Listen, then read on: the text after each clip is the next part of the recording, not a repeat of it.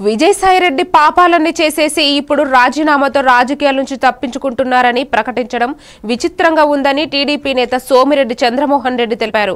సేద్యం చేస్తానంటున్నావు, దోచేసిన నల్ల డబ్బుతో చేస్తావా ఏంటి అని ప్రశ్నించారు. ఇప్పుడు నువ్వు సేద్యంలో దిగితే రాష్ట్రానికి జరిగిన నష్టాన్ని ఎవరు పూడుస్తారని నిలదీశారు.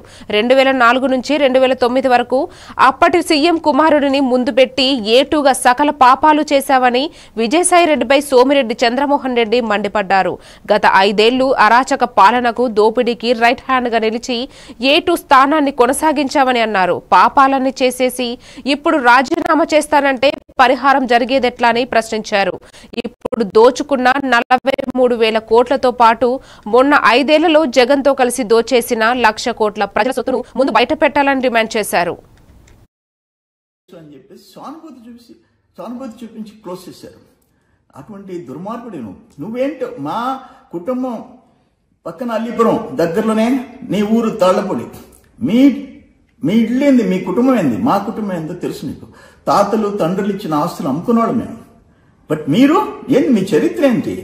మీ తండ్రి, మీ చిన్నాయన, వాళ్ళ చిన్నాయన్ని మర్డర్ చేసిన కుటుంబం నీది. జైలుకి పోయి వచ్చినారు మీ తండ్రులు, మీ పినతండ్రులు.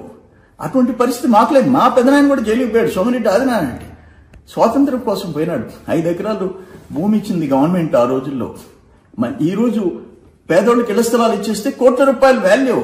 అది మీకు మాకు తేడా. ఇంకొక విషయం, నువ్వు ఎన్టీ రామారావు గారి కుమార్తె పురంధేశ్వరి గారు, ఆమె గురించి నువ్వు వాడిన భాష ఏంటి, నువ్వు పెట్టిన ట్వీట్లేంటి? నేను తిరిగి నీకు కౌంటర్ ఇచ్చా, అటాక్ చేశా. నువ్వు నాకు 5 కోట్ల రూపాయలు డిఫమేషన్ నోటీస్ పంపిస్తావు, చెత్తబుట్లో బారేస్తా, చేసుకోపో అని చెప్పా. అటువంటి వాడివి నువ్వు. నీ చరిత్రది. అక్కడన ఉత్తరాంధ్ర వాళ్ళు సాఫ్ట్ నేచర్, ఒక పద్ధతైన వాళ్ళు అక్కడ పోయి సర్వనాశనం చేసావు. నీకేం సంబంధం? నీ తాళ్ళపూడి ఎక్కడ, నీ ఉత్తరాంధ్ర ఎక్కడ, నీవేం కుర్తి